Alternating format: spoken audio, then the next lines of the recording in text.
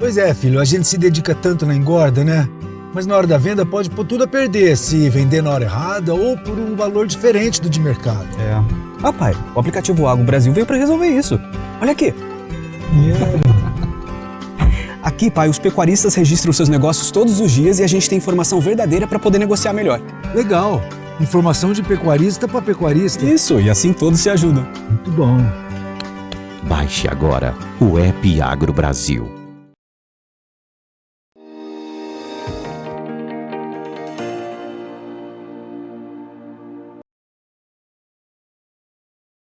Olá, boa tarde a você que está conosco, ligado aqui no Notícias Agrícolas. Estamos dando início ao nosso boletim do Mercado do Boi. Quem está comigo hoje aqui é o Iberville Neto, lá da HN Agro. O Iberville está fazendo as contas, está trazendo as informações aqui para a gente e vai contar um pouquinho como é que está a expectativa de mercado, principalmente nesse momento em que os preços da arroba seguem pressionados e São Paulo tem aí uma condição de pressão ainda mais acentuada. Seja bem-vindo, viu, Iberville? Obrigado por estar aqui com a gente mais uma vez. O que está acontecendo com São Paulo? O que justifica essa pressão sobre a arroba por aqui? E quando a gente compara São Paulo com outras regiões pecuárias, qual é o quadro, Iberville? Seja bem-vindo, meu caro. Olá, Alexandre. Olá a todos. É um prazer, Alexandre. Alexandre, nós temos observado essa pressão já desde no último mês, né? Até o mercado tem trabalhado mais travado nos últimos dias. Algumas programações encurtaram um pouco, mas ainda tem muitos frigoríficos com uma programação baseada ali nos animais a termo, e isso permite que esses testes ocorram. Então, o mercado de São Paulo ele sentiu mais do que boa parte das outras praças aí nas últimas semanas, essa pressão advinda dessas programações a termo. E um dos motivos pelos quais isso ocorreu, primeiro que nós temos observado mais termo do que no mesmo período do ano passado, provavelmente pelo susto não, né? Pela pancada que foi aquela questão da vaca louca ali em setembro de 2021. Então os pecuaristas às vezes não conseguiam colocar esse gado nas escalas, e isso pode ter sido um influenciador, que tanto é que o IMEA fala que agora na última pesquisa de confinamento, 20% dos produtores tinham animais negociados a termo no estado, enquanto essa porcentagem era de 1% no mesmo período do ano passado. Então, usando o Mato Grosso como exemplo para a participação do termo, mas isso tem sido observado em diversas regiões e em São Paulo com mais intensidade. E por que o mercado tem sentido mais em São Paulo? Justamente porque o mercado a termo é usado por indústrias, geralmente por indústrias maiores. Essas indústrias maiores também são as que acessam o mercado chinês, e isso tem gerado aí uma antecipação da programação, gerou, na verdade, uma antecipação dessa programação das empresas com maior concentração em São Paulo. E isso gerou uma diminuição aí do diferencial de base em algumas regiões. São Paulo caiu mais, sentiu mais o mercado nessas últimas semanas do que algumas outras regiões próximas, alguns outros estados aqui. Então tá relacionada a essa programação mais intensa aí de boi China, uma programação mais confortável para o boi China, é isso? Isso, os frigoríficos eles anteciparam essas programações. Como eles anteciparam essas programações de gado de confinamento, o gado de confinamento, via de regra, acaba sendo enquadrado como boi China pela idade, né, um sistema mais intensivo.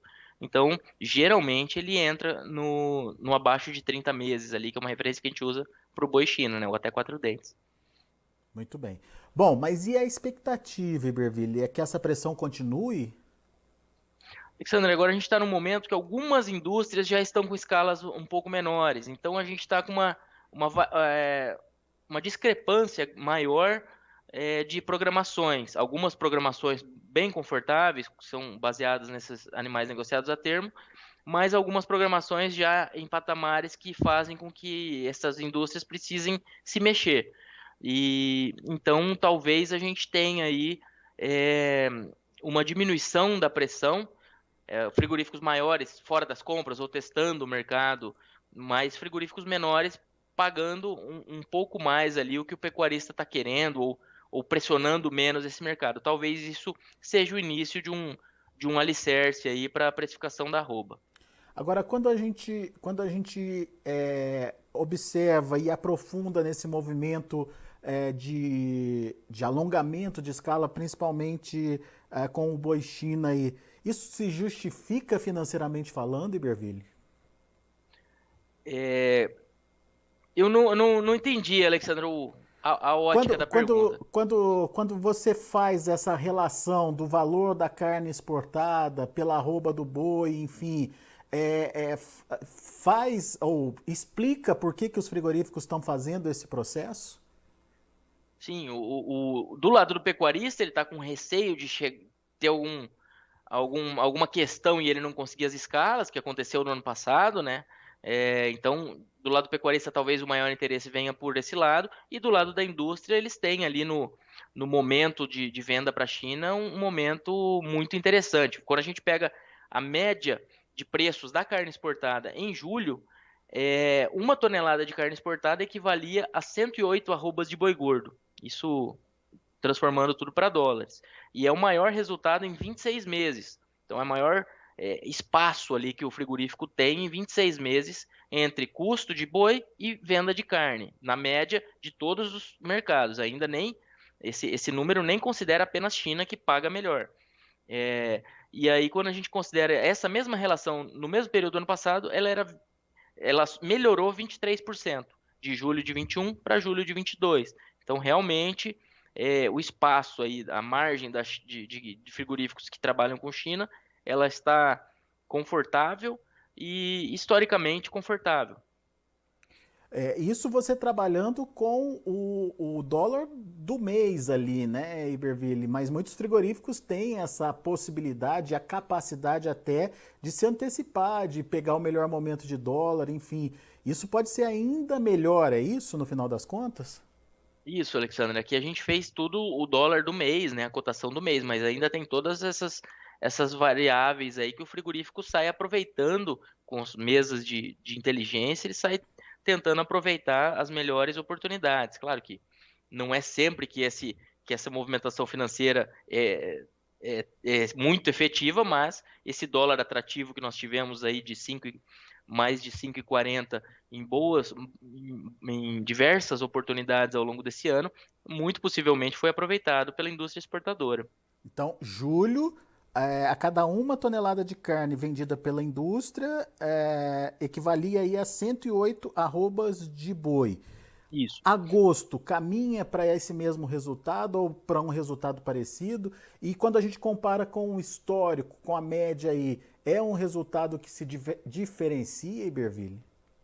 Alexandre, se a gente fizer a conta da parcial agora de agosto, pegando preços de boi parciais e preços da carne exportada, que a média em agosto agora está em 6.200 dólares por tonelada, a gente chega a uma relação de 102,98, 103 arrobas de boi gordo por tonelada de carne exportada. Então, é uma relação historicamente interessante, sim, embora um pouquinho menor do que de julho, mas é uma relação que a gente pode dizer que ela está maior do que boa parte desses últimos meses aí, nesses últimos 2 anos, pelo menos.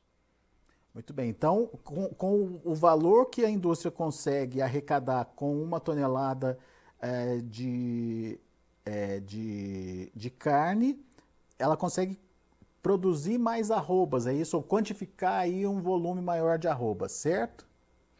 O preço da carne vendida ali consegue comprar mais matéria-prima. O que no final das contas é mais dinheiro no bolso também, melhor resultado. É a relação de troca dela ali. Enquanto o pecuarista vende boi e compra milho, o frigorífico vende carne e compra arroba. Teoricamente,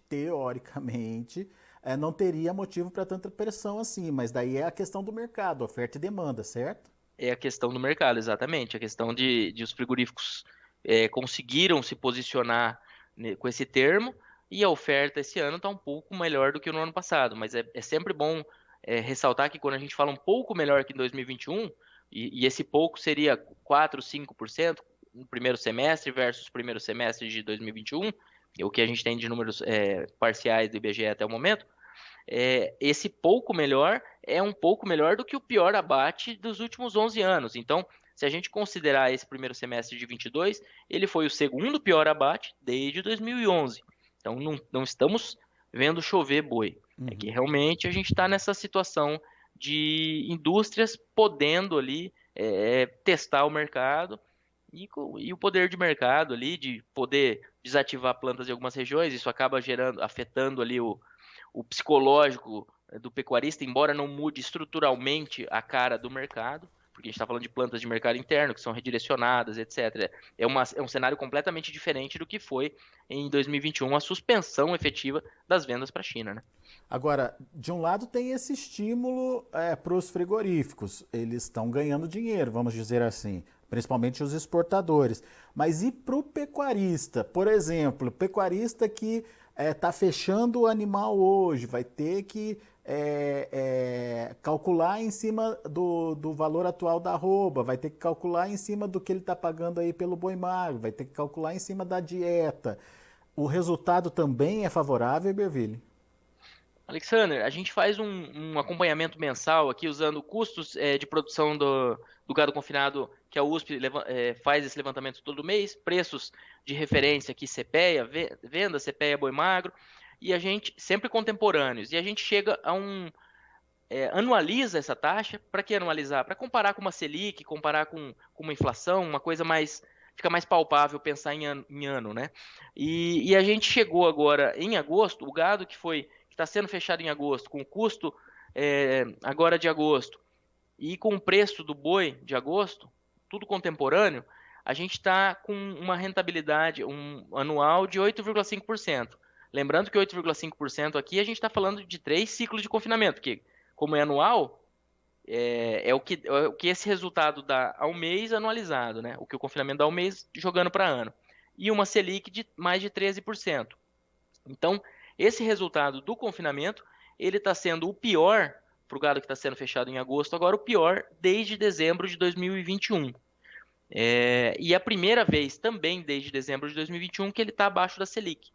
Então, para um pecuarista que vai comprar gado hoje, isso aqui a gente ainda está até considerando uma relação de troca com boi magro que está gerando um resultado positivo. Muito pecuarista hoje já não tá fechando a conta, né, com os preços atuais aí.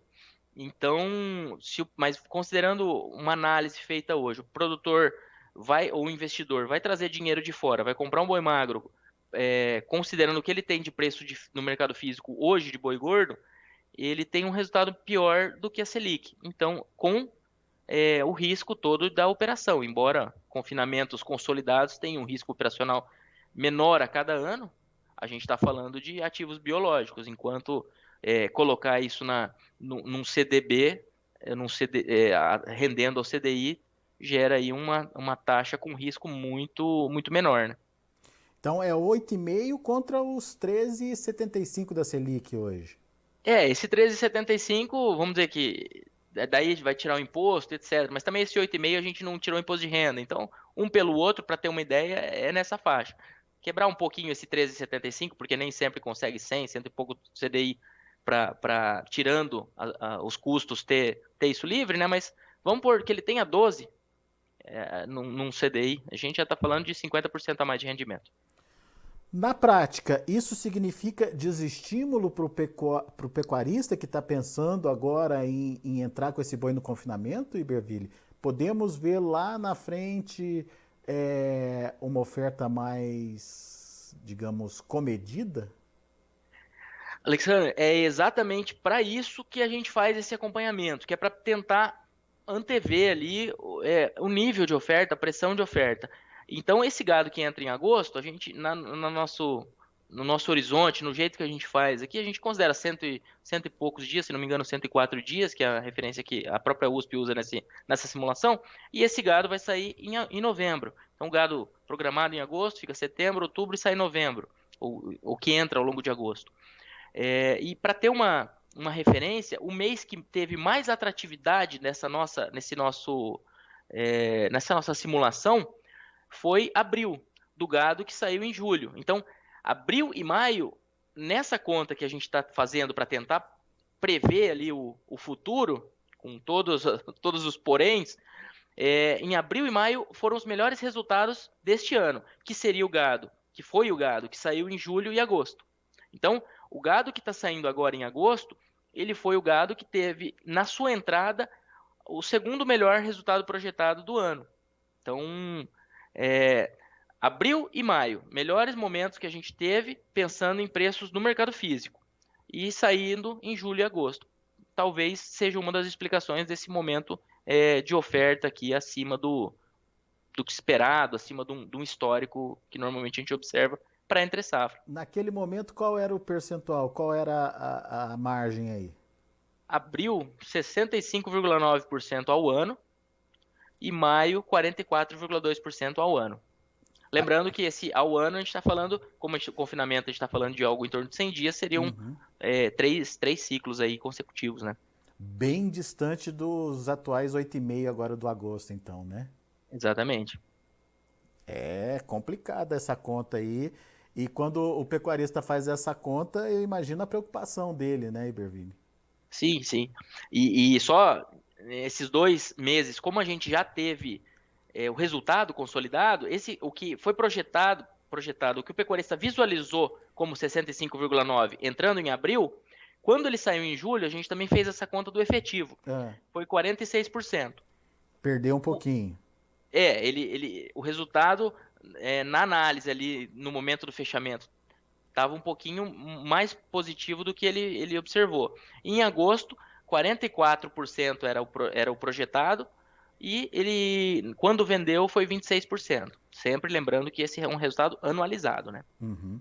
Mas ainda assim, são resultados muito bons, né? 46%, 26% aí, considerando o efetivo, né? O ganho efetivo do pecuarista, é interessante, né? Sim, é um resultado aqui que, olhando o nosso histórico, julho e agosto foram os melhores resultados desde o gado que saiu em março. Então, na verdade, desde o gado que saiu em fevereiro de 2022. Considerando esse mesmo raciocínio, né? O resultado efetivo, 46 agora em julho, 26 em agosto, e lá em fevereiro tinha sido de 53%. Só que em fevereiro, quando o pecuarista foi pôr esse gado, quando foi fechar esse gado, ele estava projetando o prejuízo. E aí ajuda a explicar também essa oferta mais tímida do começo do ano. Claro que começo do ano a gente já não fala do confinamento como o fundamental da oferta, como é nessa fase que a gente está vivendo agora. O começo do ano ele já se mistura com fêmeas nos abates, com gado de pasto e etc. Então a coisa fica um pouco mais turva. Mas o gado de confinamento que saiu em fevereiro, considerando aí confinamento que girou no ano inteiro, teve o melhor resultado.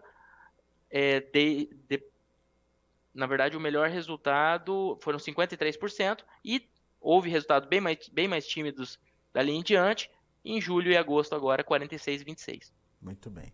Ô Iberville, então, frigoríficos com resultados melhores, pecuaristas com resultados comprometidos, principalmente para quem vai pensar em investir agora. O que a gente pode esperar do futuro? O que precisa mudar para mudar essa perspectiva, essa projeção? Alexandre, você bem ponderou, a gente não está esperando excesso de gado disponível para negociação nos próximos meses, embora seja um ano de provavelmente mais oferta que 21. E do lado das exportações, elas seguem bem. E nós não acreditamos que elas vão arrefecer, pelo menos no curto prazo. China se preparando para o ano novo e os países do Oriente Médio com a Copa ocorrendo lá. Então, no mercado internacional, a expectativa é positiva. Aí nós temos 2 pontos, que são essas escalas de alguma parte das indústrias mais confortáveis pelos animais a termo e o consumo doméstico. Então, eu diria que o consumo doméstico, nessa virada de setembro, vai ser um ponto muito importante e se a gente conseguir observar um atacado enxugando um pouco, talvez seja essas escalas mais curtas de uma parte das indústrias, se somando ao atacado enxugando um pouco e as exportações que paralelamente vão correndo por fora, talvez seja um momento aí do mercado acabar de consolidar esse fundo que parece ter sido encontrado, porque o mercado realmente ele está meio andando de lado já há alguns dias aí, apesar de alguns ajustes mais fortes do indicador CPEA, mas aí a gente tem a questão de mais gado China, menos gado China entrando na amostra, etc. Só então, para a gente finalizar essa perspectiva, a gente tem uma situação onde precisa haver essa retomada da demanda, precisa haver esse enxugamento dos estoques, só que a gente estava comentando antes de entrar no ar, né, Iberville, essa janela para que as coisas aconteçam está ficando curta, né? Isso, Alexandre. O analista geralmente quer que esqueçam o que ele falou antes, né? Mas no nosso caso, a gente realmente vinha esperando que esse ganho de tração do consumo doméstico já tivesse ocorrido. A gente vinha esperando que isso, na virada ali do segundo semestre, já começasse. Pensando em eleições, pensando em auxílio emergencial, que começou em agosto, pensando em Copa do Mundo, que é uma coisa mais pontual, mas a Copa do Mundo, na verdade, vai ser sentida lá adiante, é uma coisa mais pontual. E o final do ano, né? Que o final do ano é tipicamente o período forte de consumo. Então, a gente estava achando que isso ia começar antes. Ainda esse consumo está meio fraco. A gente espera que ele acelere, tudo indica que ele vai acelerar, mas já frustrou essas nossas expectativas iniciais, sim. Pois é, e inclusive o Mário Reis Almeida está aqui no YouTube com a gente, ele pondera justamente isso. Escuto várias análises falando com otimismo do consumo de carne no quarto trimestre do ano, pela eleição, pela Copa do Mundo. Tem chance disso acontecer ou é só falácia? Pergunta ele aqui. É o Fábio o nome dele? É o Mário Reis. Mário, como eu comentei aqui, a gente realmente vinha com... Obrigado pela pergunta, né? E a gente vinha com essa expectativa um pouco mais otimista de que isso fosse acontecer antes. Mas a gente tem muitos fatores concatenados e simultâneos aí nos próximos meses que devem fazer com que esse consumo melhore de maneira importante. A gente tem uma outra característica que talvez, já que veio essa pergunta nessa linha, o que a gente tem observado? A gente está saindo de um período de pandemia, saindo não, né? Já saímos, mas houve um consumo forte de carne, de alimentos durante o período da pandemia, que surpreendeu, e agora a gente está com um certo aumento, um aumento de gastos no setor de serviços. Eu não acho que isso vai ser suficiente para mudar que a gente vai ter um consumo melhor nessa reta final de ano. Eu continuo acreditando nessa linha, mas esse direcionamento de gastos para serviços que ficaram represados, para essa demanda por serviços que ficou represada durante um período de pandemia, talvez isso esteja influenciando esse momento agora. O pessoal, o consumidor, a população está indo para esses serviços que foram fortemente impactados e numa comparação anual aí, o consumo de alimentos que não sentiu tanto, ele tá um pouco mais fraco relativamente. Então, eu diria que isso pode ser um dos fatores aí que tem influenciado, mas isso não tira a nossa expectativa dessa reta final de ano. Nos próximos meses vamos acompanhar se é nessa linha ou não, mas eu diria que essa reta final de ano vai ser melhor de consumo, sim. Todo ano, o último trimestre é melhor de consumo, e esse ano a gente tem eleições, Copa do Mundo, o primeiro ano saindo da pandemia, efetivamente, e aí o saindo da pandemia entra nesse ponto que eu falei da competição dos serviços no orçamento doméstico, pensando em consumo de alimentos, que é uma coisa para a gente acompanhar como que vai evoluir. Não há uma referência histórica para a gente ver como que aconteceu em outras vezes, porque, graças a Deus, foi a primeira vez de algo desse tamanho, né? Dessa paralisação global. É interessante essa sua análise, porque imaginando agora, imagina todo mundo em confinamento, todo mundo fechado em casa, não se gastava com um cabeleireiro ou barbeiro, não se gastava, se adiava para levar o carro no mecânico, porque, enfim, o carro estava parado ali dentro de casa, e sobrava mais dinheiro para comprar comida, obviamente, a família reunida ali, enfim, a atenção, o foco se voltava para os alimentos. Agora tende a distribuir mais isso, então, Iberville.